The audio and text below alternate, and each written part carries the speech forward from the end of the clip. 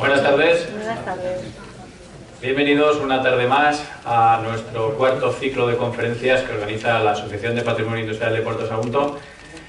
En esta tarde tenemos, bueno, como introducción, aquí tenéis algo que parece un ordenador de madera que no lo es. Realmente lo he traído porque es que el lunes nos entregaron un premio, la Asociación Agora Puerto Cultural nos entregó este premio que está reflejado en esta plancha de pirograbados de una madera, pues en reconocimiento a la labor que llevamos haciendo desde el año 2016 en defensa del patrimonio industrial ya no solo de nuestro municipio, en nuestro ámbito de toda la comarca de Morvedre y lo que representa también de cara a la cultura, porque siempre hemos defendido que conservar el patrimonio es defender la cultura. Con esta breve introducción ya paso a presentar a la ponencia de hoy, que está a cargo de nuestro también socio, compañero desde que se creó la asociación, Alfredo García Lario, que es licenciado en Ciencias Económicas por la Universidad de Valencia, funcionario de Hacienda en excedencia en el Cuerpo de Técnicos de Hacienda, ahora ya jubilado. Es que está claro, ahora comentario, como ya sabéis, más de uno es reincidente en el tema de la conferencia, entonces he recuperado el que tenía de la otra vez, no está actualizado, y si habéis oído también la entrevista que le hicieron el otro día en Onda Cero, también amenaza con reincidir una vez más, o sea que esperamos tenerlo en el próximo ciclo, no el de este año que viene, porque como también él dijo, ya sabe que tenemos todas las ponencias de este año que viene ya reservadas, entonces vamos con mucho tiempo de antelación, pero promete que para el otro año siguiente, para 2024, 2025 ya, no, 2024, perdón, para ese nos traerá otra ponencia. Bueno, pues sigo por donde lo había dejado. Fue auditor de cuentas, como dice, ya está jubilado, pasó a mejor vida. Experto en Derecho Concursal, desarrolló la labor de asesor de empresas y empresario en el sector inmobiliario. También colaboró en un programa de la televisión local en aspectos económicos y durante varias épocas escribió en El Económico, una columna centrada sobre todo en aspectos económicos y políticos locales. Esta tarde, en el anterior, como también se comentó en la radio, en la anterior ponencia, se centró en una biografía, en aquel caso de Luis Zendoya, y esta ocasión nos trae unos apuntes biográficos sobre Fausto Caruana Aloy, del que ha estado investigando mucho, durante mucho tiempo, hasta el punto de que hasta hace cosa de un mes o así decía, es que no sé si lo voy a poder dar porque no lo tengo todo. Hombre, me lo tienes que confirmar. Sí, es que me faltan algunas cosas. Espere, si no lo tengo todo, no la voy a hacer. Bueno, pero afortunadamente tiene toda la información. Y bueno, el otro día ya nos dio anticipo, pero estoy seguro de que os va a gustar mucho lo que nos va a contar esta tarde. Me bajo a manejar la cámara como siempre y os dejo con Alfredo. Muchas gracias.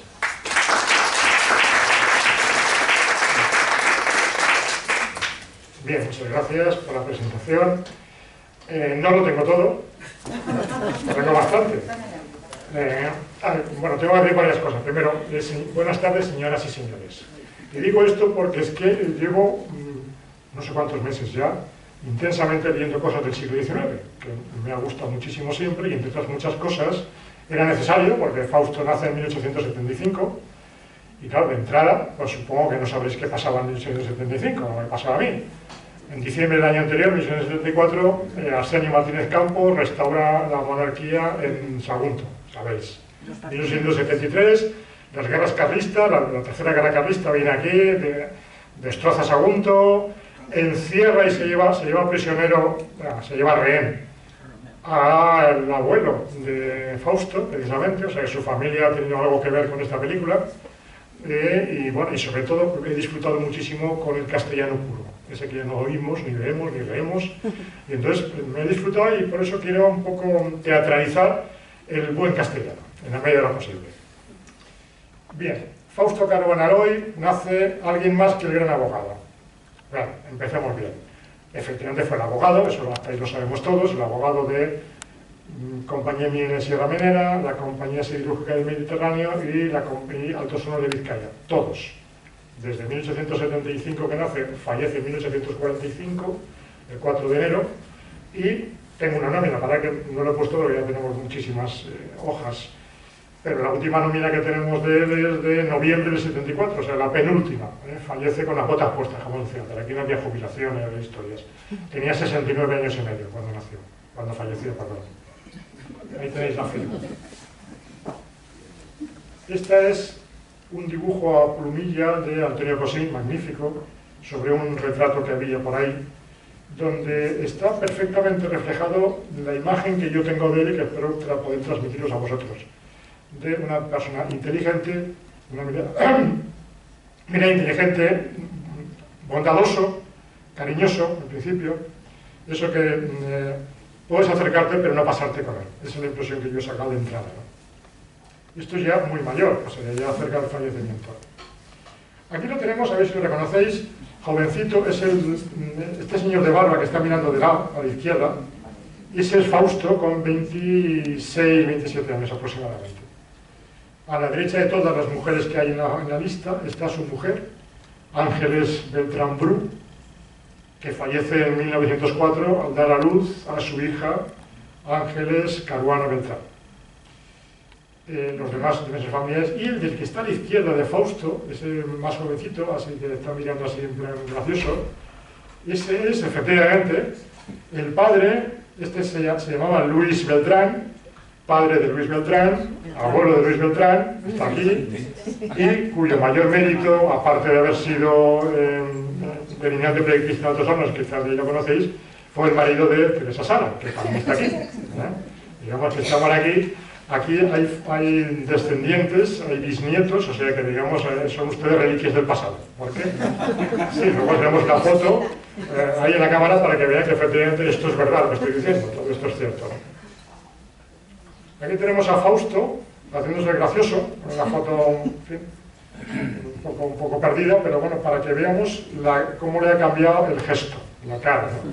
Luego lo veremos muy gordo. En esta época, 20 y pico años, 27, 28 por ahí, pues tenía aspecto, digamos, atractivo, varonil, fue viudísimo, por decirlo de alguna forma, o sea, 29 años quedó viudo y no volvió a casarse nunca, era amigote, muy amigo, quiero decir, compañero y de correrías de aventuras de Luis Centolla, un solterón, ya sabéis que vino a la conferencia anterior, con 61 años se casa por fin con una de 21, una historia increíble.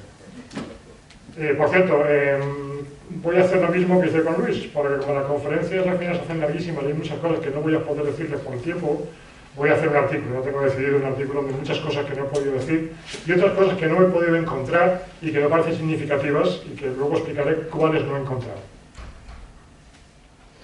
Aquí está sobre un negativo, como no había posibilidad de hacer revelado, aquí está Fausto con sus 3 nietos mayores que estarán por aquí, Fausto, Andrés y Jaime. Aquí está Fausto, a la derecha, este señor más gordo, ya mayor, con el sombrero, que lleva en la mano una especie de racimo, en la finca, gran finca de Monforte del Cid, que es la que tenían en Alicante. Estoy sacando de personajes para que os situéis un poco en la gente. Este es el tío. Les he puesto mote a todos, porque como son todos, y voy a hablar mucho de la familia Caruana, porque es fundamental, me parece que le imprime carácter.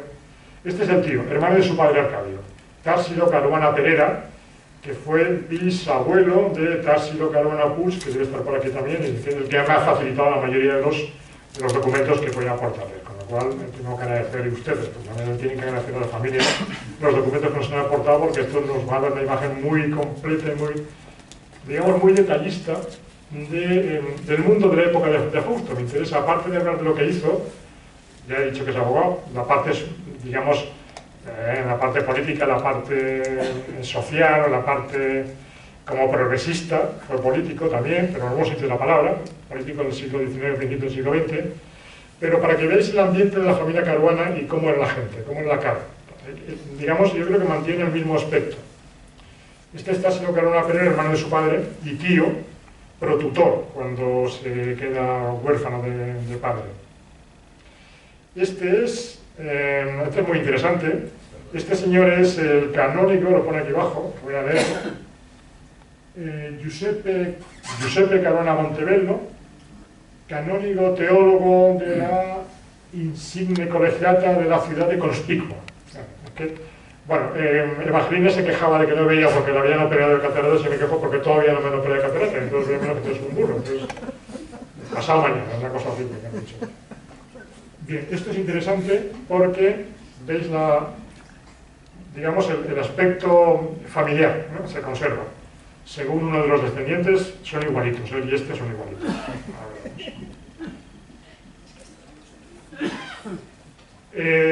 Un aspecto fundamental, lo comenté en la rueda de prensa, según mi mujer me dijo que lo has dicho todo, ¿a qué vas a la conferencia? ¿No? Pues es verdad, pues si quieren ustedes se van ya, pero vamos, lo importante está por venir, ¿eh? Me dejé lo más importante.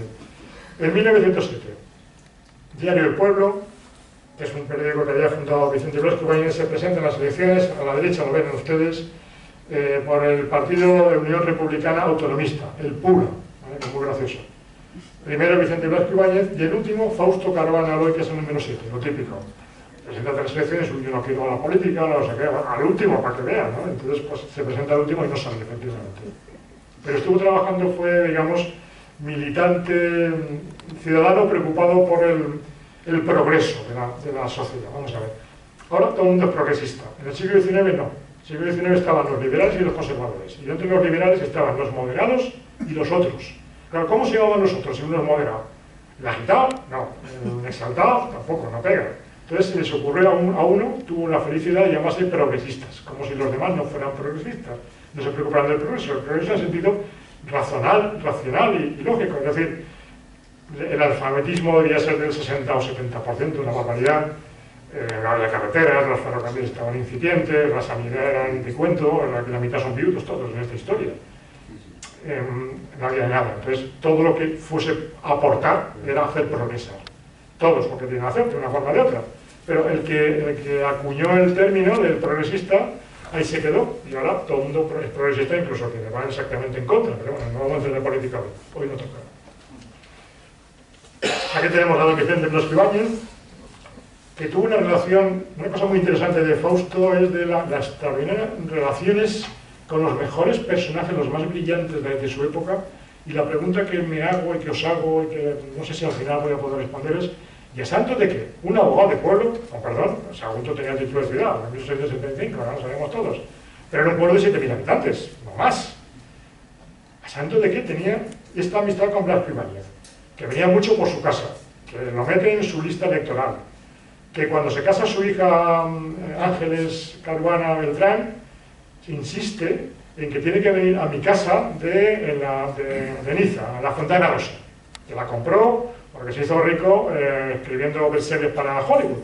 Entonces se hace rico y compra la Fontana Rosa. Entonces tiene que venir. Y fue, efectivamente. Y luego estuvo dando paseos por París y por alrededores. De Blasco Ibáñez, que se cuenta la anécdota, y yo no lo sabía, que es muy curioso, de que este señor era un señor muy iracundo. Entonces, se batió en duelo más de 20 veces. Nosotros no lo sabíamos, pero ellos sí, claro. Entonces, si tú te dice Blasco Ibáñez un tío que se bate en duelo a la más mínima, o viene tu hija a mi casa de viaje de novios, o rompemos las amistades. Va corriendo, evidentemente, si no te remete al duelo y en paz. Este es Álvaro Figueroa, el conde de Remanones, otro que tal. Ministro, presidente del gobierno en varias ocasiones, uno de los personajes más ricos de España, en su momento rico, de cuna de su madre, por cierto, del Partido Liberal de Sagasta.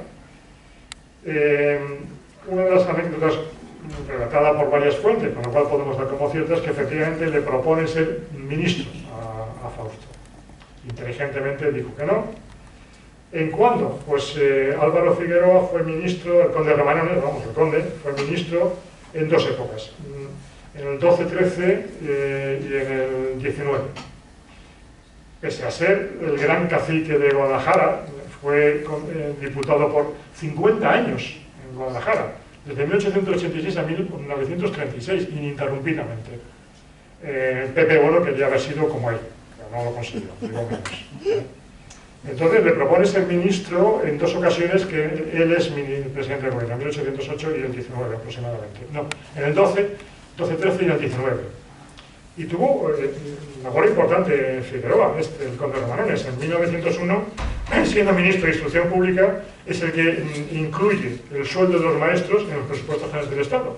que hasta entonces dependía de los ayuntamientos si tenían, no tenían, o les gustaba o no les gustaba. Entonces él lo hace, digamos, dignifica y hace sólido el tema de la enseñanza, modifica igualmente los programas de estudio, digamos que en este sentido fue progresista, el Conde Romano, es estas cosas que en principio dentro del esquema de buenos y malos no cabría, pero sí que lo hizo. En el año 1919, cuando vuelve a ser presidente del gobierno, es el que firma el Real Decreto de la jornada de 8 horas, también, él, ¿no? Curioso. Y aquí tenemos a Mariano Benlluren, que también era amigo suyo, taurino, ambos iban a los toros juntos, y estas cosas que dice, pero vamos a ver, ¿cómo, insisto, un abogado de pueblo puede tener todas estas brillantísimas? La Pardo Bazán, no tenéis la foto, pero la Pardo Bazán también estaba con ellos, digamos, en relaciones amistosas, digámoslo así. Incomprensible, a mí no me resulta fácilmente comprensible, no entiendo por qué, dónde venían las relaciones. Tengo una teoría, en la diré al final, pero a ver, ustedes vayan pensando a ver qué se les ocurre también. Bien, una cosa fundamental, los Caruana. Quiero entrar un rato, unos minutos, en digamos, la gens Caruana, como llaman aquí, en los romanos, es decir, la familia Caruana, cuando vienen aquí a Sagunto. Porque imprimen carácter. Ahora verán ustedes lo importante que ha sido la familia para él y para todos los demás, por lo que nos ha correspondido. Los Caruana, el apellido Caruana es la latinización del Cairuán, que es el nombre del pueblo situado en el norte de Túnez, famoso porque tiene muchas mezquitas, entre ellas la cuarta más grande del Islam, después de la Meca, Medina, Jerusalén, Cairuán, y más mezquitas. Es decir, ¿qué significa esto? Porque es una ciudad de comercio, mucha gente tendría que ir, una vez en la vida, una vez cada X tiempo, y de paso, ya que venían todo el norte de África, pues ya de paso iban a comprar y vender. Y ahí estaban los caruanes, dedicados al comercio ya desde tiempos inmemoriales, digámoslo así.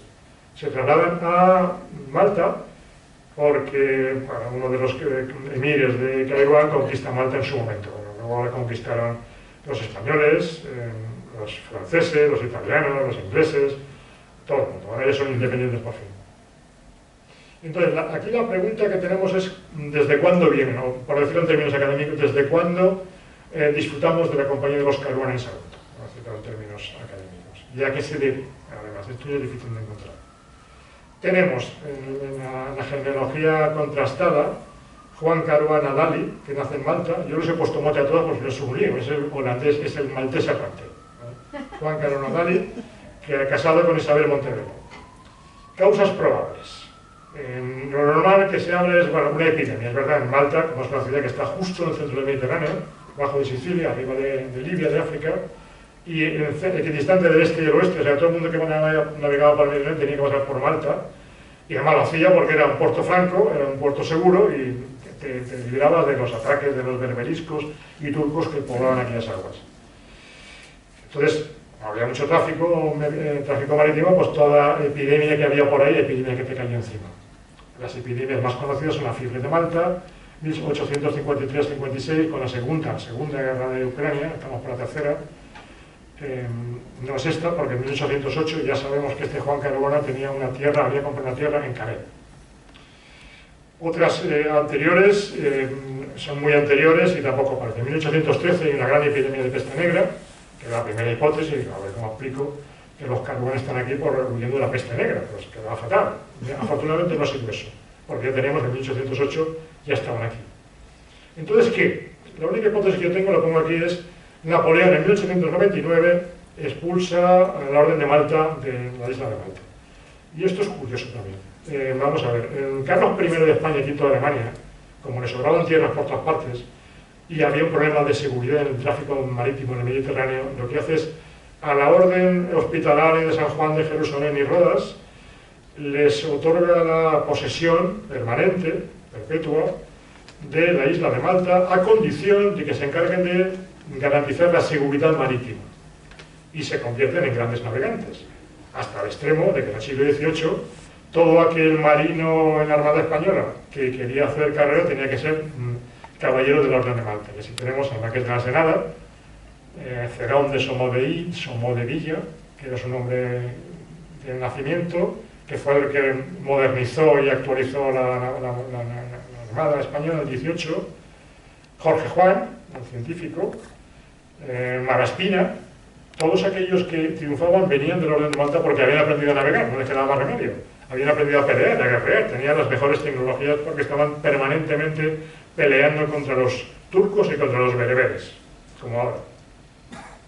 Entonces, probablemente, en 1899, cuando viene Napoleón camino de Egipto, se queda ahí, deja unas tropas que se encargan de rapiñar con todo, como hacen siempre, y lo más importante es que se acabó que Malta fuese una ciudad abierta, digamos así, un Porto Franco.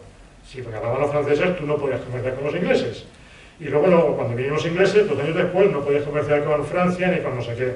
Con lo cual, dando por hecho que los Caruana fueran comerciantes, quizá fue el momento oportuno para largarse. Es la única explicación lógica, es decir, he leído entre las múltiples cosas que está revisando, hubo una época de sobrepoblación, quizá era el momento de irse, y nos encontramos con que llega Sagunto con tiempo suficiente para que su hijo Salvador Caruana Montevelo, que nace en 1810, y estoy certeza, ya nazca aquí, cuando él no había nacido aquí. Y nada más viene con una enorme bolsa de doblones y de escudos y de monedas de oro de aquella época, en un momento que lo ves y dices, viene, en 1810 nace su hijo, ¿qué pasó aquí en 1810? Pues ya estaba Napoleón, en 1808, y en 1811 Suchet es el que destruye Sagunto, bueno, el castillo y las fuerzas de matar. Vaya época más mala para venir.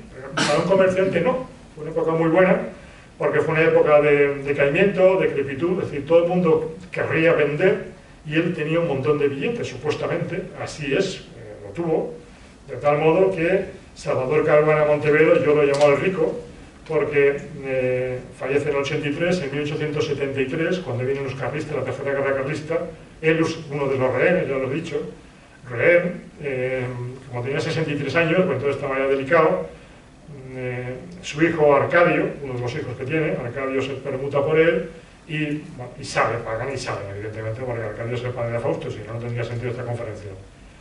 Uno de los más ricos porque, digamos, vino con dinero y compró cuando estaba todo tirado. Nadie quería tener nada. De alguna forma podemos decir entonces que los Caruana, aunque está pendiente de más análisis, los Caruana están aquí gracias a Napoleón. Un contrasentido, pero bueno. Yo lo que propondré, como hay muchas cosas que estudiar aquí, yo creo que habría que hacer un viaje de investigación a Malta. Pues sí. ¿Verdad? Sí. Sí, porque habéis visto... Yo por mí sí. Ahora apuntamos. Este señor es el hermano del padre, Giuseppe Caruana Montevelo, el hermano de Salvador Caruana Montevelo. Si este estaba allí y se quedó, se dejaron un hijo y vinieron a tener el otro aquí. Es posible, se puede hacer perfectamente, es un poco extraño, pero nos faltan fechas. Entonces hay que ir a Conspicua, que es la ciudad que está arriba de Seitún, que está abajo de La Valeta, en el nordeste de Malta, que es pequeñísima, en la tercera parte de Menorca, o sea que tampoco se recorre en una semana.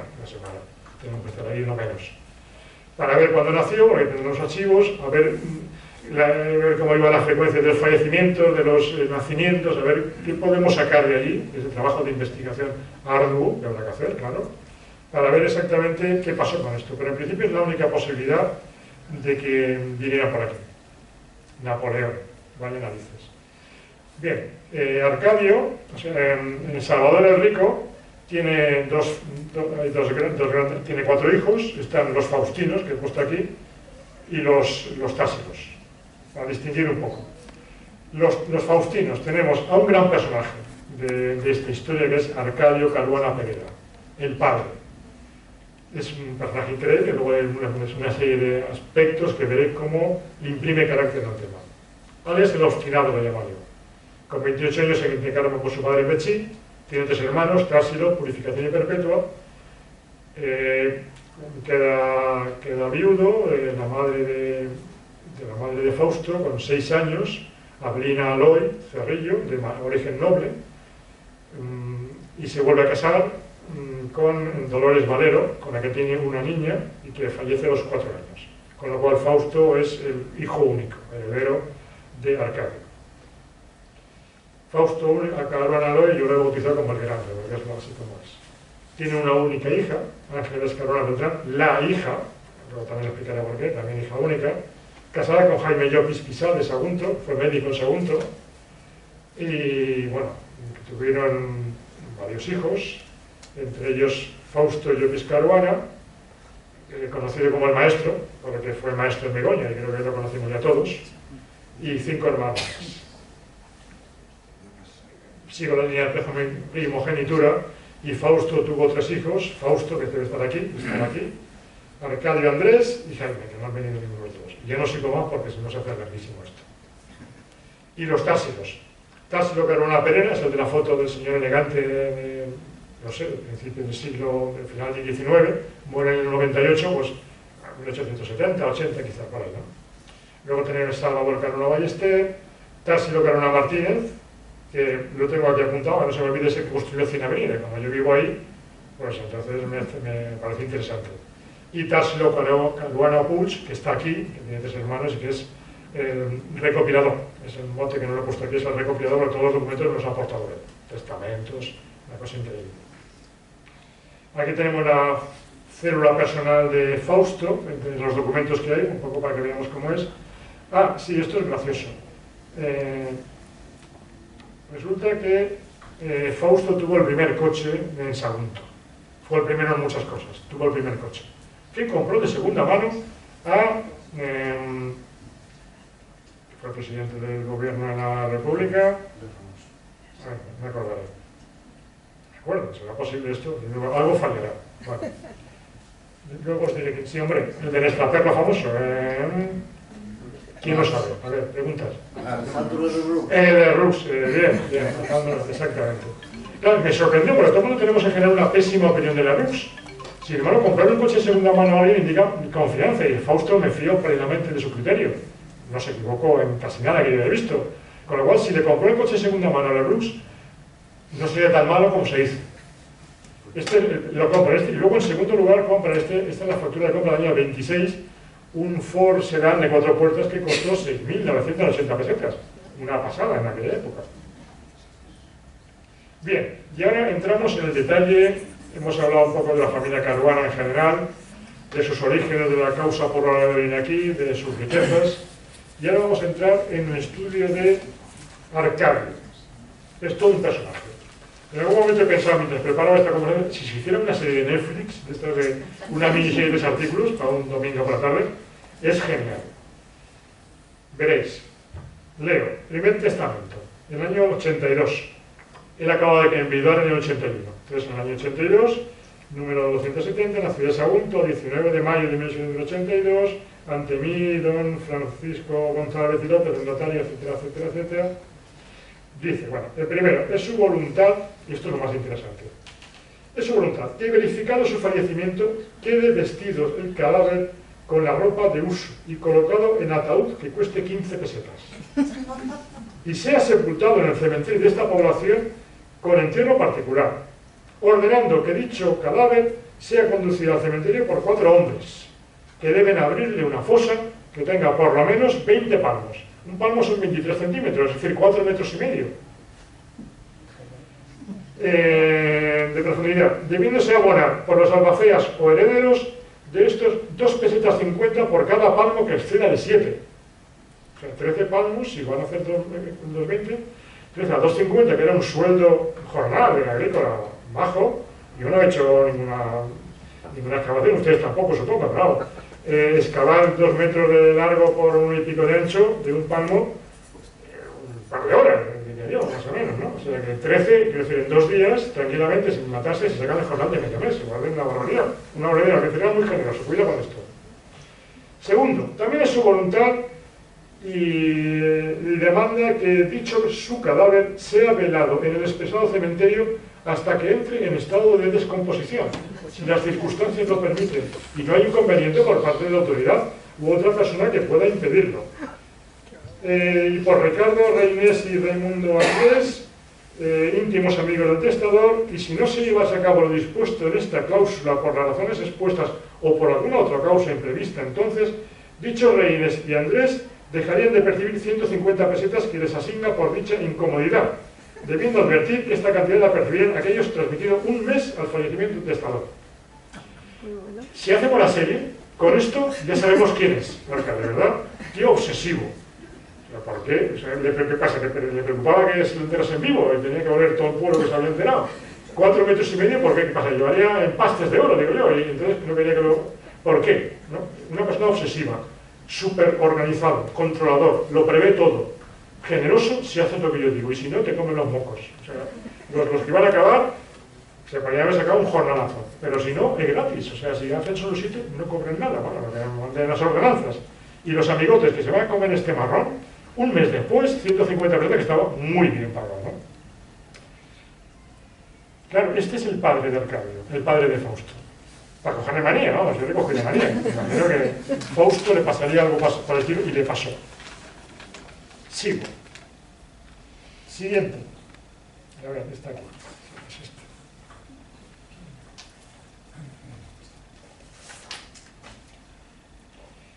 Número 624. De la ciudad de Sagunto. Siendo las 9:30 de la noche del día 28 de diciembre de 1890, don Arcadio Andrés Herrera, de 45 años, por eso sabemos las edades, porque en 1873, cuando vienen los carlistas, queman los archivos civiles y todo. Con lo cual sabemos las edades porque los testamentos no dicen notario de qué edad tenía cuando fallece, menos mal. Es casado, en segundas nupcias, propietario, vecino de esta ciudad, hijo de los difuntos tal y tal, previsto hacerlo personal, no sé qué, no sé cuánto. Hallándose enfermo en cama y con capacidad legal para atestar, previa declaración de profesor de la religión católica, otorga un testamento de la siguiente forma. Y ahora, si os fijáis, no sé si se verá. Ahí, sí. Hay un interlineado, ¿no? No lo veréis vosotros. El interlineado es que el notario se le había olvidado decir que está ante mí. El infrascrito notario de esta ciudad, del Colegio de Valencia, no lo había puesto, o sea, no ponen su nombre. Estaba nervioso, claro. A las 9:30 de la noche, te llaman. Imaginaros, el 28 de diciembre, fue domingo, lo he visto en Google, un domingo a las 9:05, te llaman a tu casa y pues me imagino que vendría pues Társilo, el hermano, yo pide permiso, se excusa ante don Francisco, mire usted que es que Arcadio está muy mal y que ha pedido la extremaunción, que el médico dice que tenía asma crónica, el médico dice que no llegaría mañana y además quiere que vaya usted porque quiere modificar el testamento. Claro, los dos, tanto el notario como el hermano, conocían perfectamente a Arcadio, y era ese, lo planificaba todo, lo pensaba todo muy bien, no dejaba nada al azar, le daba 1000 vueltas incluso hasta su cementerio, hasta su entierro, a todo lo demás hacía lo mismo, y sabían además que estaba de su hijo Fausto hasta las narices, no, más allá, como se dice ahora, ¿no? A los 10 años Faustito no quería estudiar, ya está, se acabó. ¿Qué se hace? Lo mandan al campo, para trabajar al campo, ¿no? Para estudiar, como se hace antes, al campo, a la obra, a lo que fuese. Se escapa, por lo que me han comentado por ahí, se escapa con un circo sobre estos años. Antes lo habían mandado a Albarracín, una especie de reformatorio de los escolapios o de no sé qué, en Albarracín un frío de narices, para hacer el bachillerato. Entonces estaba muy harto de su hijo y él quería que hiciera carrera, claro, por supuesto, como todos, ¿no? Y sobre todo y fundamentalmente porque Arcadio quería haber hecho carrera y su padre no lo dejó. Enrico no quiso pagarle un estudio porque era un despilfarro, y era rico, muy rico, el más rico de todos. Entonces él tenía ese, Arcadio tenía esa frustración y quería, lo hacen todos los padres, no por eso, no, lo que yo no he podido, tú sí. Por las buenas o por las malas lo vas a hacer tú. Entonces, con estas circunstancias, va para allá, se entera de esto y dice, primero, nombra a nuevos albaceas a Társilo Caruana, su hermano, y Dolores Valero, que era la viuda. Segundo, declara que del primer patrimonio que contrajo con doña Abelina Aloy tiene un hijo, Fausto Caruana, no sé qué, no sé cuánto. Tercero, vaya para esto que lo llama. Para el caso que su hijo Fausto Caruana no terminase la carrera por mala conducta o desaplicación, quiere el testador que un tercio de sus bienes pasen a sus sobrinas, Milagro, Pura, Concha y Antonia, y los Amorós Caruana, la familia Caruana, Amorós.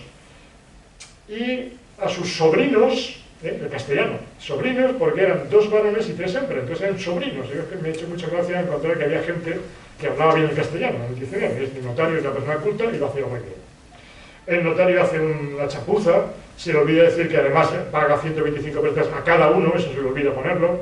Claro, imaginaos el tostado, el domingo por la noche te llaman a un testamento de esto, de una persona conflictiva que hace unas cosas como estas, pues entonces, pues se le olvida, está lleno de tachones, bueno, etcétera, etcétera, no hace falta detallar más, ¿no?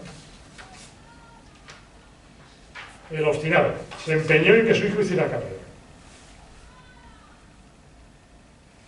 Bien, ahora llegamos a... Fallece, por cierto, fallece al día siguiente. El médico tenía razón, no, esta era la última, estaban las últimas. El 29 de diciembre fallece. 2 o 3 meses después se abre el testamento y aparece el cuaderno general de bienes de la herencia. Muy interesante porque hay un consejo familiar formado por una serie de personajes de Sagunto, entre ellos un Casanova Tena y otros personajes, Ricardo Reinés, el amigote que se tuvo que comer el marrón de su entierro, hasta que llegase al final. Y bueno, pues hay un evalúo, un inventario y evalúo de todo lo que hay, y tanto Társilo como el tutor acuerdan que esto se perite por un tercero, no utilicen el amillanamiento, que era una especie de contribución rústica primitiva que no daba valores reales.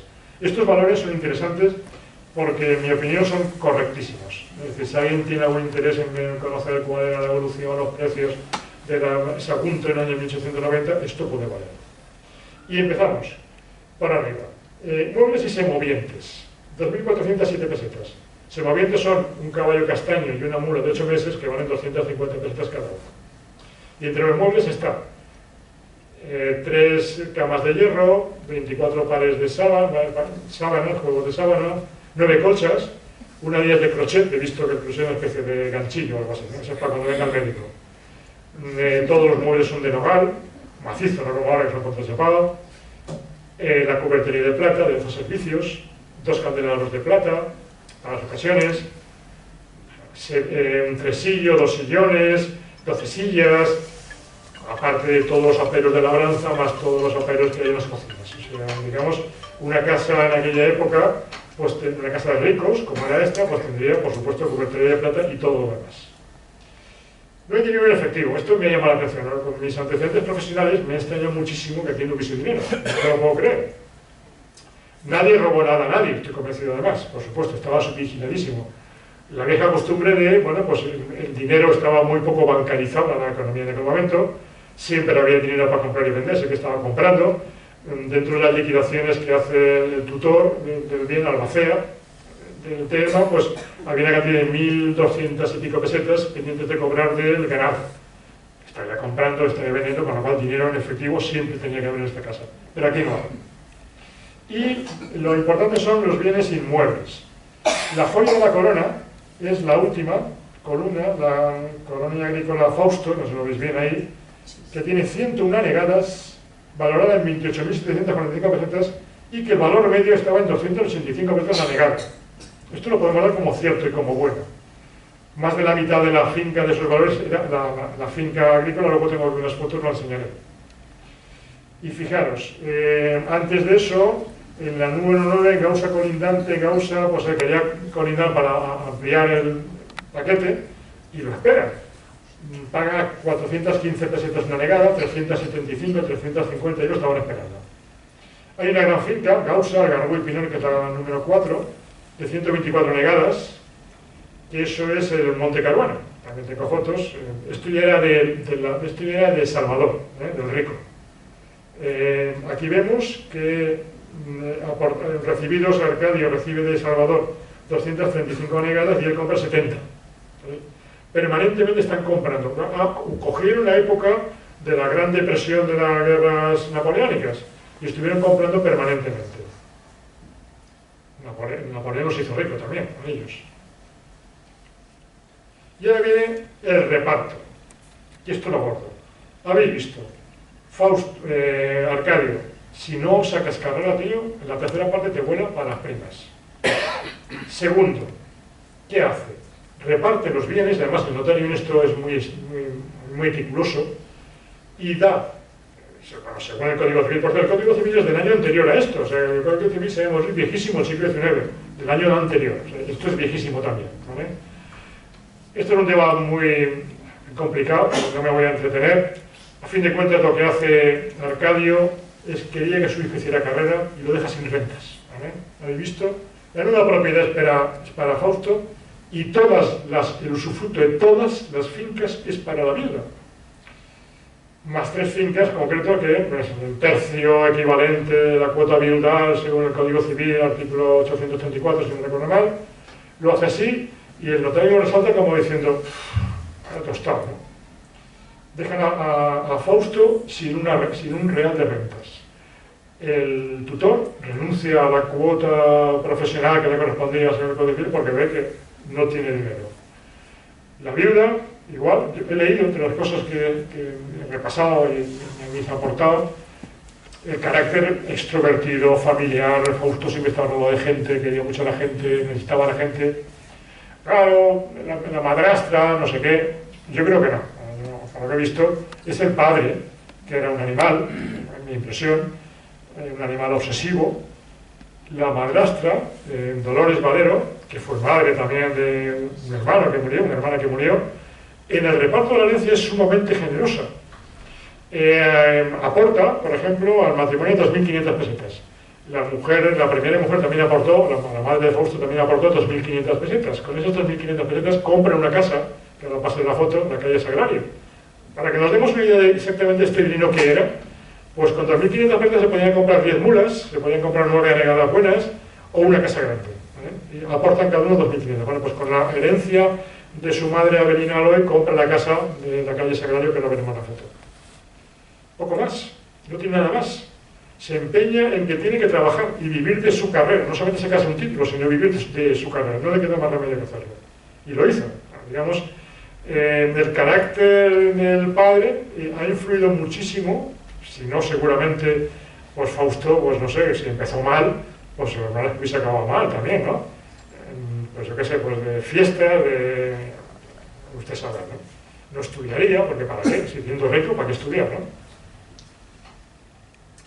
Aquí tenemos el panteón, digamos en el testamento dice que se le paguen, se le pagaron a los amigos Reynés y compañía las 150 pesetas, deja 500 pesetas para un panteón, que es este, que está actualmente. Aquí vemos la placa, así de medio lado, de Arcadio Caruana, o sea que efectivamente está enterrado ahí, se cumplió sus prescripciones, con Avelina Aloy, que fue su mujer, su primera mujer. Aquí a la izquierda aparece mal hecho Ángeles y Fausto Caruana, porque no teníamos la llave ese día. Aquí es una de las nóminas que hizo, que tenían, no pone la fecha, cosa extrañísima, era de Altos Hornos. Como curioso es que dice, le recuerdo que tiene pendiente de liquidar las 3.000 pesetas de su último viaje a Madrid. Él cobraba, era abogado, entonces no tenía nómina, que pone nómina ahora no es nómina, son haberes de noviembre. El típico abogado de empresa que tiene un fijo, más o menos, más los variables que haya en función de si la cosa es gorda, más los gastos que haya ocasionado, la asignación del cuarto trimestre, contribución mecanógrafa, etcétera, etcétera, bueno, pues todo eso. Y además podía efectivamente, como pasa con los abogados de empresa, podría atender cualquier otro caso que hubiera surgido, siempre y cuando no vaya en contra de las empresas, obviamente, y además que no le impida, que no es una cosa que le obstaculice el trabajo diario, ¿no? Esta es, supuestamente, la calle Sagrario número 2, la que le compra Arcadio a su hijo, antes de repartir los bienes, con dinero de su madre Avelina Aloy. Aquí a la izquierda lo que se ve es Santa María, una parte de Santa María, al fondo es la Plaza Mayor. Esta es la Colonia Agrícola Fausto, el Gran Pino. Esto está, el Monte Caruana está detrás y a la izquierda está el castillo, está nada más bajar de Sagunto. Este es el Monte Caruana que está detrás. Esto está desde arriba del Monte Caruana, estamos viendo la finca San Jaime, que está aquí abajo. Y esta es la misma foto anterior, viendo Sagunto. Ahí veis dónde está el castillo, dónde está la finca agrícola.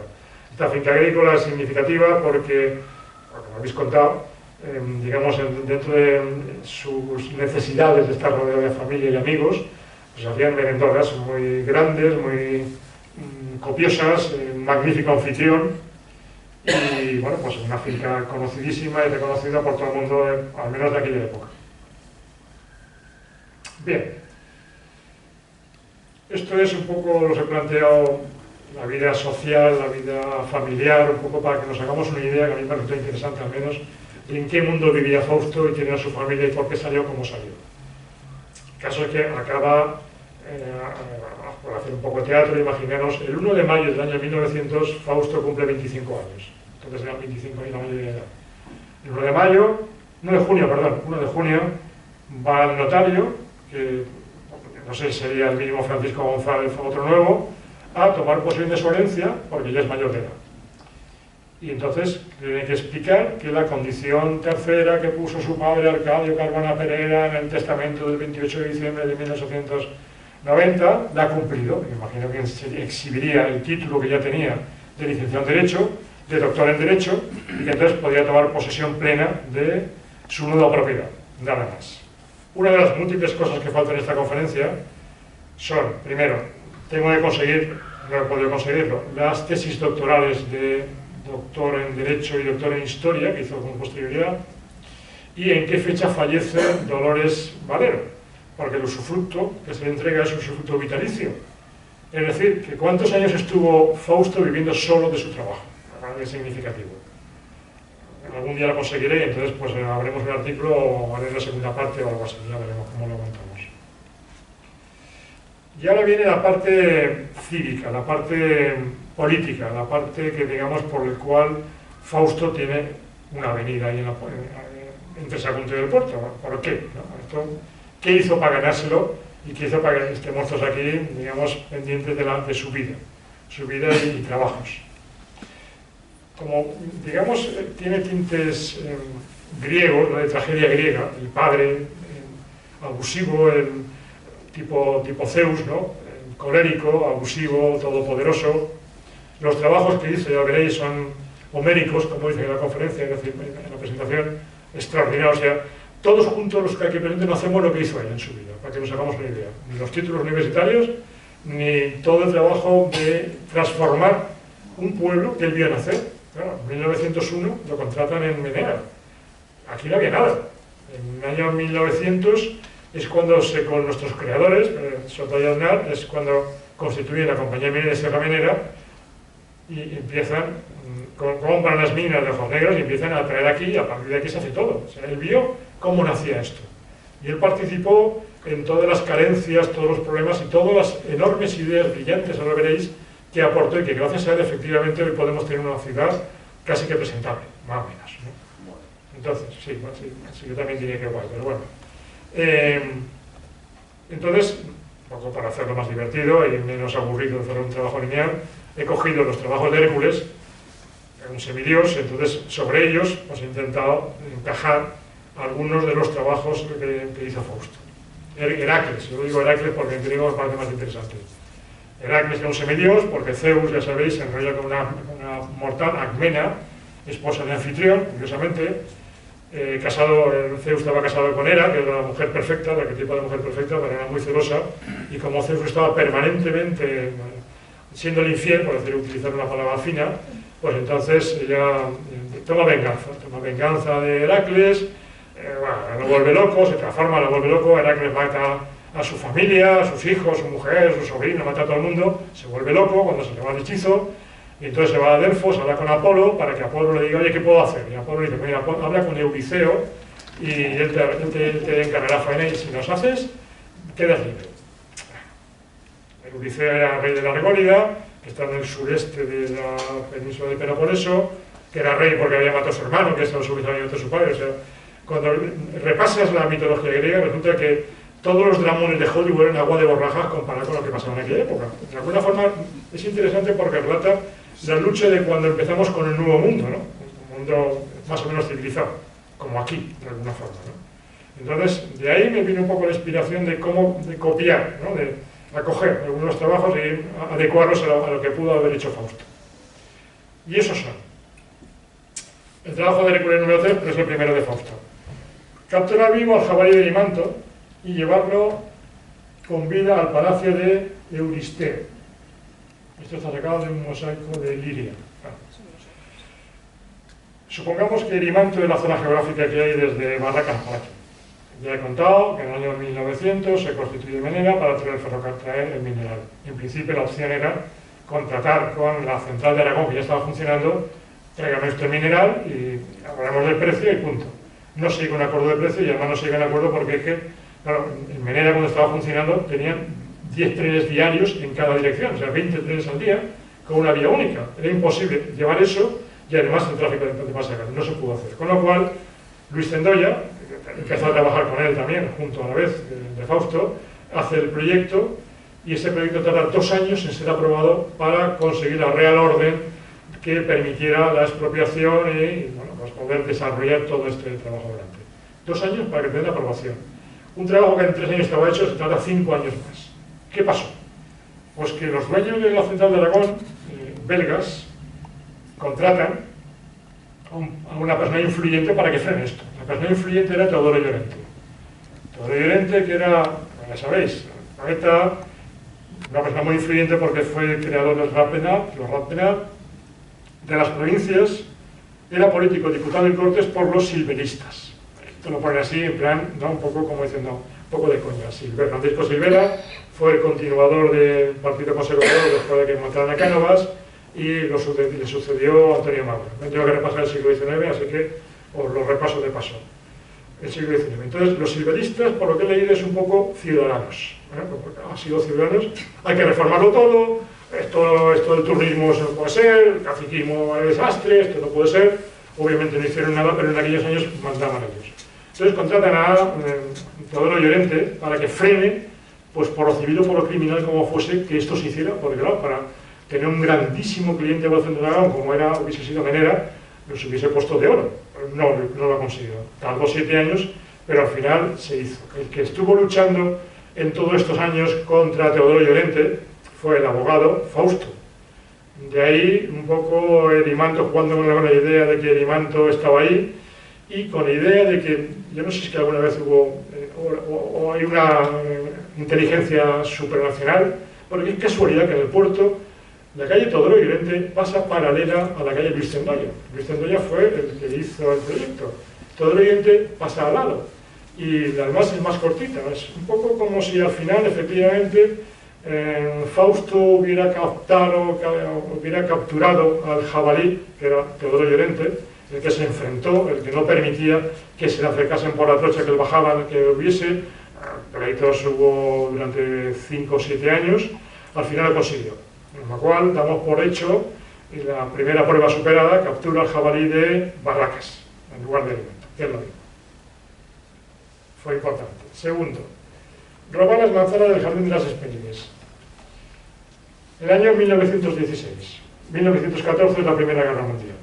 Se paraliza el comercio, sobre todo en materiales estratégicos como es el carbón y el mineral que nosotros lo manejamos, con lo cual entra la depresión, entra el paro, se cierra la empresa y hay un problema de qué hacemos con el puerto marítimo, que se le puede utilizar para hacer otra cosa, por ejemplo para sacar naranjas y frutas de aquí. Caruana, Fausto, a través de Ramón de la Sota, consigue que efectivamente se habilite temporalmente el puerto este nuestro, que estaba habilitado únicamente para el tráfico industrial, el tráfico siderúrgico, se habilite para este tipo de comercio agrícola. Hasta el 18 estuvo funcionando. Aquí tenemos un telegrama muy divertido donde dice Madrid, alcaldía, recibido telegrama, hoy quedará firmada la Real Orden de prórroga por 6 meses de habilitación, embarcar frutos de la región por Puerto Sagunto. Caruana, lo hace. Era concejal en esta época. No quiso ser alcalde, no quiso ser ministro, no quiso ser alcalde, pero concejal de vez en cuando sí. Cuando, ¿qué hace falta? Hay un problema, pues 20 o tal, él estaba en medio de la gran fábrica y del ayuntamiento, con lo cual estuvo ahí trabajando, toreando con ambas manos. Y este es divertidísimo. Le dirigen a José Pitas, se lo dirigen con saludo muy atentamente, Sota y Ana. Estamos hablando del año 17 ya. Agradecemos mucho su telegrama, esperamos que la ayuda que presten al señor Caruana para la adquisición de terrenos, para edificar, para eficacia decisiva, adquisición de terrenos sea eficacia decisiva y entre tanto continuaremos dando todas las facilidades posibles para la exportación de las naranjas. El año 17, efectivamente, se ha diseñado ya y se empieza la adquisición de los terrenos para que va a ser la siderúrgica. ¿Y qué pasa? pues que se venden, claro, no había obligación, no se había aprobado la Real Orden de interés público, así como se llamaba, exactamente, para que permitiera adquirir, expropiar a un precio razonable, un justiprecio, y no había eso, con lo cual se estuvieron pagando las negadas a 2.000 pesetas la negada, el año 17, que me parece una barbaridad. Habéis visto 15 años antes cómo estaban las negadas, a 200 y pico, las mejores, ¿no? Pues 2.000. Curiosamente, y esto cito al libro de Manuel Girona, los mayores propietarios que venden son los Chabret, cronistas Chabret, maestro Chabret, pues eso, los grandes propietarios. Otro lo llama ¿media hora ya? ¿Una hora ya? Te has equivocado, no puede ser. ¿Una hora hablando? Bueno, ustedes están sentados, o sea que no hay prisa, ¿no? Estoy acabando, tranquilo. Es que como me van a me operar, ha pedido que le avise. Sí, me ha visto, pero yo no te veía. Bien, quiero decir, bueno, pues eso, la ciudad de Sagunto se ha enriquecido, bueno, los ricos propietarios de Sagunto se han enriquecido notablemente con las expropiaciones de esta fábrica, es una cosa que quería decir. Con lo cual, a Heracles le encargan que robe las manzanas doradas del jardín de las Hespérides. Fausto fue más astuto, lo que hizo fue hacer de oro las naranjas de Sagunto, con lo cual, nuevamente, vuelve a cumplir con las condiciones previstas. Matar a la hidra de Lerna de 7 cabezas. Año 1917. Estaba pasando esto. La evolución del poblado marítimo. Estamos hablando de 1910, había 158 edificios en el puerto, hablando del puerto. 692 habitantes. En el año 1900 no había nada. En 1910 ya ha acabado la vía férrea. Como el mineral era pulverulento, no servía para fundir, hubo que hacer los hornos de briqueta, con lo cual eso obligó a aportar muchísima más gente del que estuvo previsto que estuviese trabajando aquí. Hay 158 edificios y 692 habitantes. Estamos hablando del año 1917. En el año 1920 hay 450 edificios y 1.800 habitantes. Aquí incremento, he hecho la diferencia, dividido por 520, que son 10 años, 520 semanas. Resulta que del año 20 al año 10 la media de incremento fue 2 ciudadanos a la semana. Mucho. Pero es que del año 20 al año 30 eran 14 ciudadanos a la semana, es decir, 2 al día. Luego decimos que, bueno, qué desastre, claro, pero es que nadie había previsto esto. El Plan General de Ordenación Urbana de Sagunto es del año 28. O sea, se hizo todo esto sin planos, sin predisposición, sin ordenación, sin criterios, corriendo. O sea, ahora, si efectivamente es cierto que va a venir la gigafactoría esta con 3.000 trabajadores más los ayudantes, pues ahora tendremos en 4 o 5 años pues 3.000 o 4.000, un porcentaje enorme, pero es que ahora, hoy supongo que sí que podríamos acogerla, porque hay suelo crear muchísimo, pero en aquellos años no había ni suelo. Claro, hay una discusión importante, que es esta, una cosa muy interesante, que es una discusión en el pleno municipal del año 1917, donde se plantea qué se puede hacer para crear suelo. ¿Claro? Ahora lo tenemos clarísimo, pero en el año 17 no había plan general, no había cultura industrial, no había cultura jurídica, urbanística, y entonces hay todo tipo de ideas. Desde primera, ¿el ayuntamiento quién es para quitar la mirada a tierra? Magnífica pregunta, nadie. Vamos a ver, ¿por qué me va a pedir licencia de obra el ayuntamiento para decir que en mi tierra? Magnífica pregunta. No lo sé. Fausto es el que aporta, y ahí viene, digamos, su mérito, la idea de a los propietarios de terrenos, dentro de las líneas de las calles que no había que trazar provisionales, usted cede lo que va a ser la calle, lo cede al ayuntamiento, y el resto le dejamos que edifique.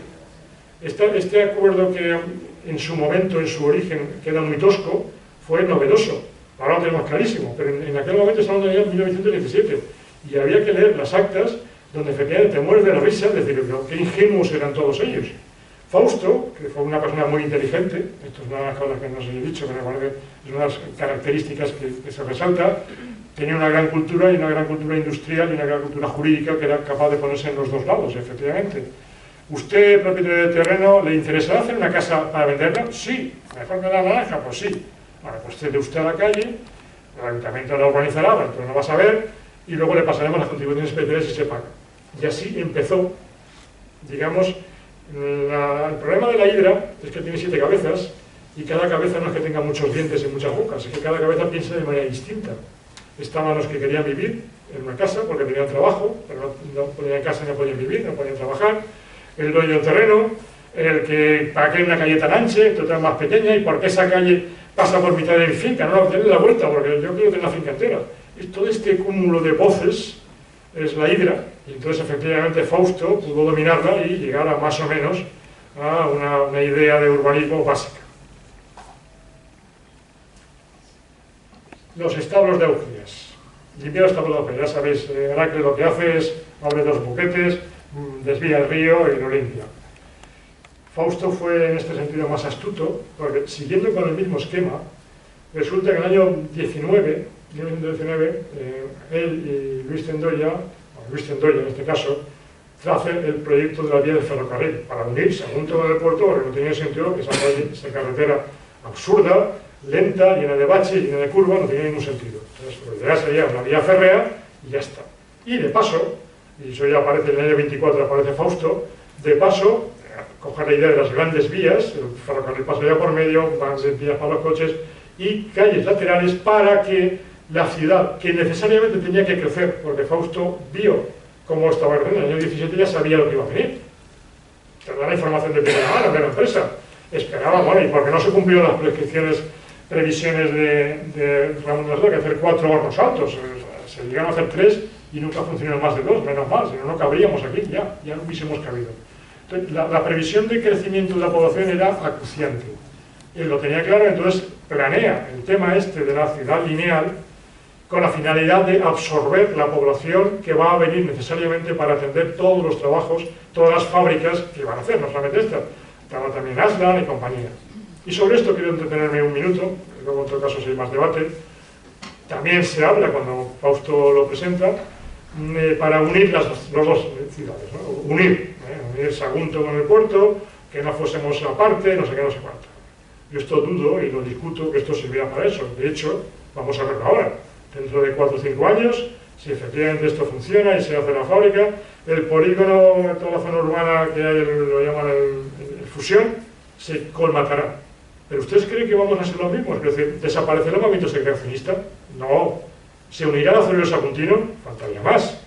No. Entonces, digamos, el tener una vía única, una carretera única, ese mantra de que cuando tengamos una vía única, una carretera, desaparecerán todas las diferencias, pues no desaparecerán.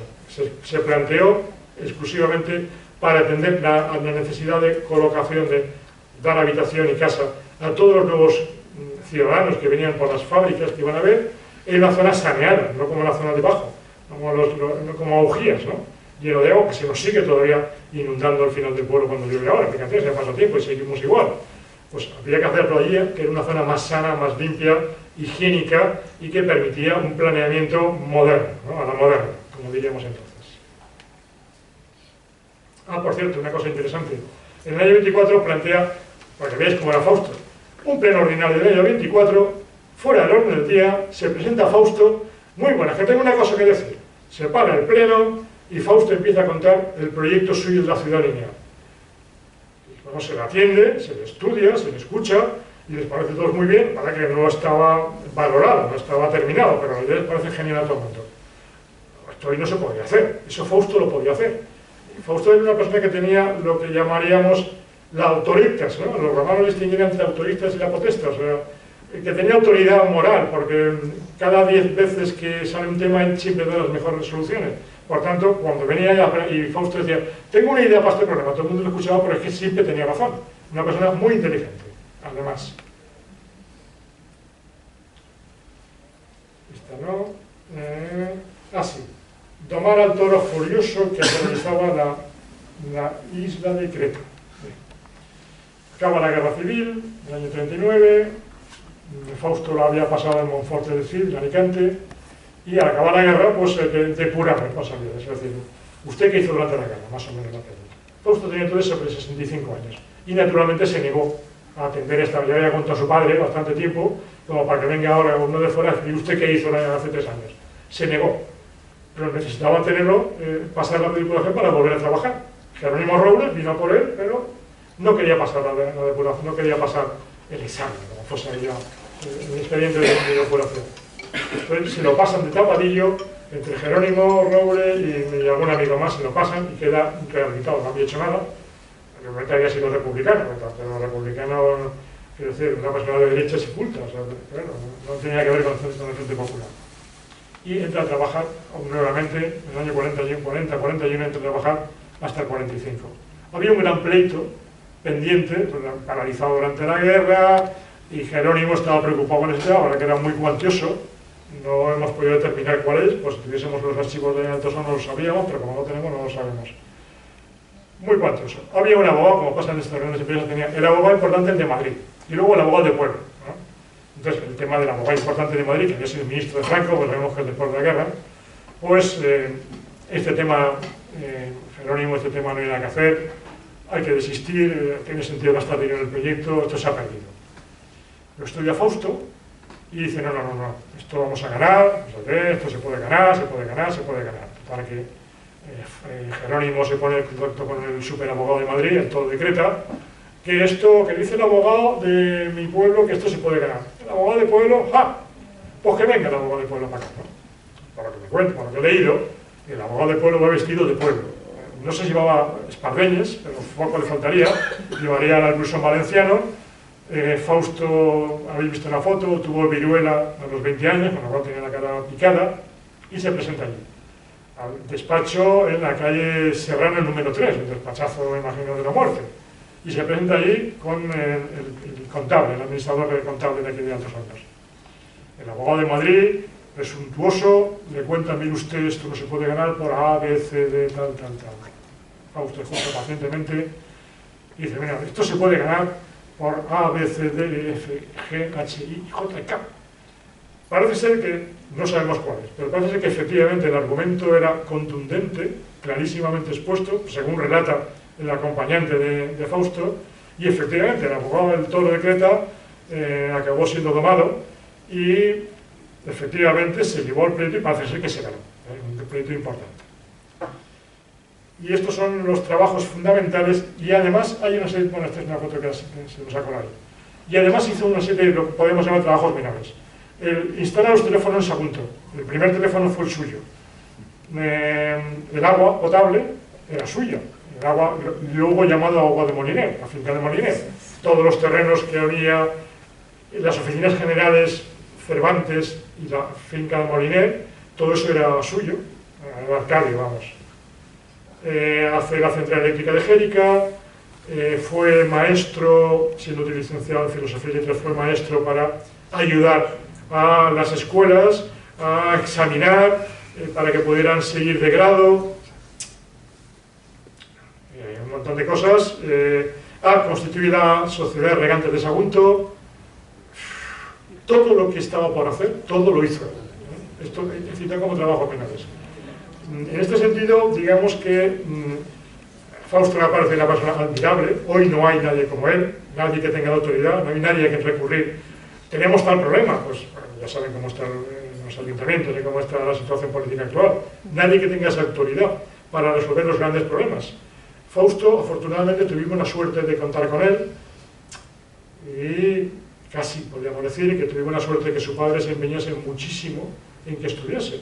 A mí me ha recordado de alguna forma la historia de Fausto con Ramón y Cajal, de Santiago, Ramón y Cajal.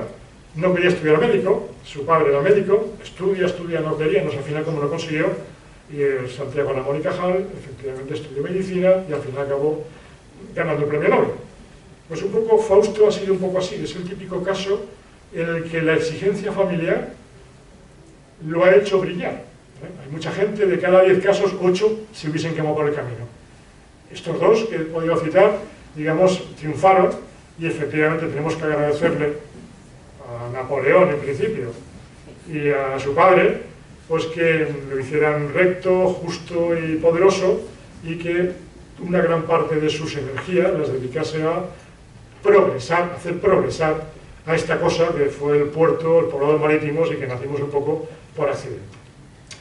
Y con eso, y fuera de tiempo, ya doy por hecho terminada la conferencia y quedo a vuestra disposición para todas las cosas que han quedado sin aclarar.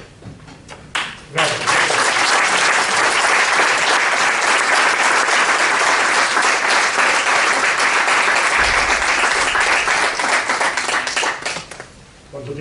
tú. Yo no he bebido agua. Y nada más de bebido agua, encima. Es que bueno, yo he cortado muchísimo, muchísimo agua, pero vamos, he pasado el tiempo volando.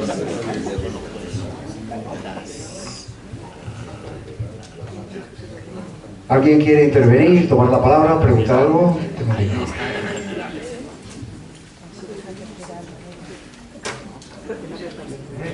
Teresa tiene algo que decir. Teresa. Sin micrófono no me va a ¿Cómo vas a tener tu micrófono, hombre? Antes tienes tu micrófono que yo pelo. Toma, para que veas. Mi marido me hablaba mucho de su tío Fausto. Yo no he tenido la suerte de conocerle, pero su hija Ángeles sí. Era muy familiar y mi marido y ella eran primos hermanos y tenían siempre tema de conversaciones y anécdotas de la familia que a mí me resultaban muy agradables. Su hijo, vuestro padre, Fausto Llopis Caruana, que en paz descanse, tenía el mismo don de gentes de su madre. Tengo recuerdos de la finca de Monforte imborrables. La estancia allí, era como vivir una película una película italiana, de Visconti, aunque para anécdotas las que me contaban vuestras tías Carola y John Llopis. El señor Caruana era todo un personaje, en el buen sentido de la palabra. Por algo sería que era el abogado de confianza de los señores Sota y Aznar. No hay duda que fue un señor que ha dejado huella en Sagunto y en el llamado entonces poblado del puerto que empezaban a hacer. De hecho, siempre que veo su nombre escrito en algún sitio, siento una especie de respeto y pienso en la de cosas que vivió en aquellos años de principios de siglo que fueron tan creativos y tan convulsos al mismo tiempo. Por eso me parece muy bien que se den a conocer para las nuevas generaciones. Muchas gracias.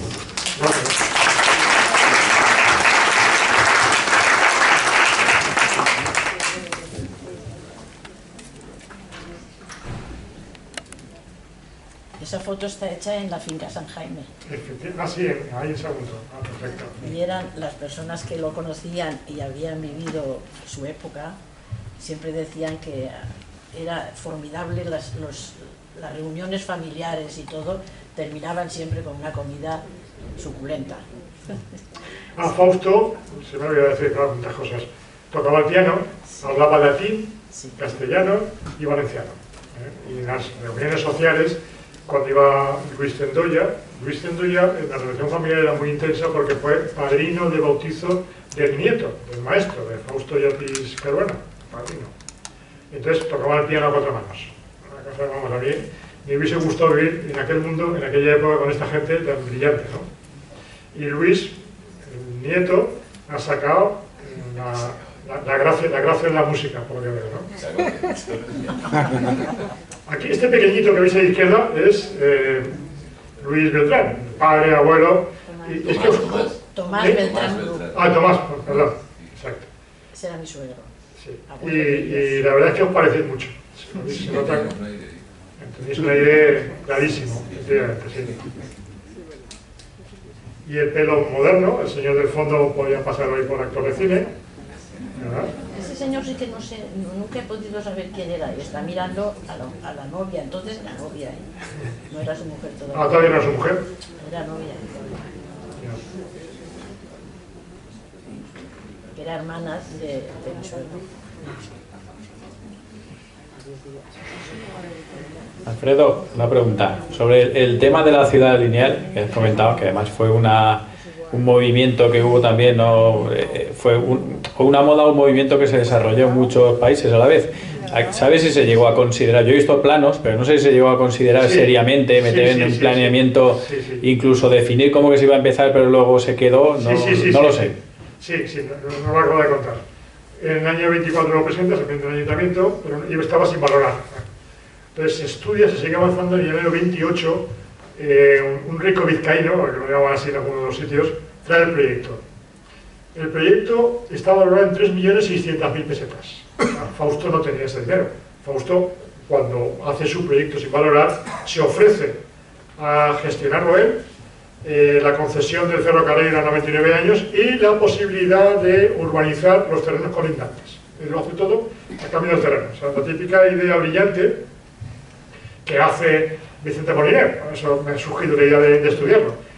Vicente Moliner, en el año 30, cuando estamos hablando al principio de los problemas del urbanismo, de cómo empezamos, pues aparece un pequeño genio que es Vicente Moliner, va al ayuntamiento y dice, vamos a ver, hace falta un mercado central. Yo le doy al ayuntamiento un cuadrado de 100 por 100 metros a cambio de que ustedes expropien los terrenos de alrededor, me los vendan a mí a precio justiprecio y yo puedo edificar.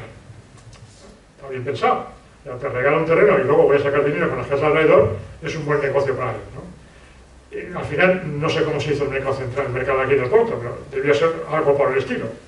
Digamos que en este sentido, la idea de yo hago y me quedo con el derecho a urbanizar, estaba todo el mundo viendo que esto era la gran vaca. O sea, el ayuntamiento, para que veáis, no se entera de que aquí tiene una vaca lechera con el urbanismo, con el tema de las licencias de obra, hasta el año 2028, cuando sacan el proyecto, el Plan General de Ordenación. Y todas las casas que hay aquí, hubo que comprar el suelo a los propietarios, que serían mayoritariamente de Sagunto, y luego las licencias de obra, más las tasas, más las basuras, más no sé qué, no sé cuánto. La gran vaca lechera de aquellos años que el ayuntamiento no vio era esto. Si lo hubiese visto, hubiese empezado desde el principio, pero en el año 21 era obligatorio tener plan general, y aquí tardaron 7 o 8 años en hacerlo. Digamos, luego se dice, un poco por meter el dedo en la llaga, ¿no? Se dice, claro, que el ayuntamiento de Sagunto nos ha ignorado efectivamente para lo bueno y para lo malo, para todo. No existíamos, que nadie esperaba que esto ocurriera, o sea, que en el fondo es ese. Todo el problema es que el mineral de hierro que le vendieron a Soternar no valía para fundir, ese es todo el problema. Era pulverulento, entonces había que apelmazarlo y por ahí hubo que construir los hornos de briqueta, los nódulos, la síntene y todo lo demás. Si no, aquí no habría habido necesidad de tener gente, hasta que se hace la siderurgia en el 17. Desde el 1910 a 1917 que se empieza, 21 se hace el primer horno, al 23 empieza la primera colada, empezamos ya los felices años 20, empezamos a funcionar, hasta entonces realmente aquí un puerto de embarque de 4 casas y sobra, ¿no? Toda la época dura fue porque el mineral que le vendieron a los genios de nuestros creadores no valía, los estafaron directamente. Producto de una estafa. Anda. Eso también lo explica Chirona en el libro. Efectivamente, sí. Lo saca todos de ahí. La pulverulencia. Bueno, pues si no hay nada más, y es muy tarde, nos hemos demorado demasiado. Pues muchas gracias por haber venido, señoras y señores, y hasta la próxima.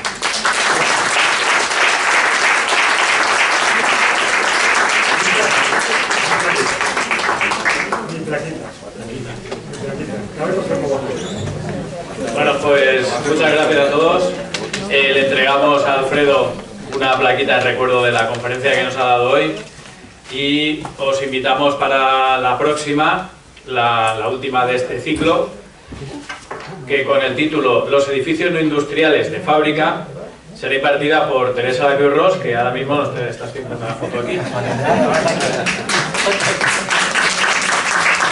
Pues nuevamente muchas gracias y os recuerdo una vez más la parte publicitaria, que estamos dispuestos a recibir socios que los necesitamos para la labor que hacemos. Entonces también tenemos por ahí al secretario y él es el tesorero, o sea que más interés que esto. Pero bueno, muchas gracias a todos por participar. Buenas tardes.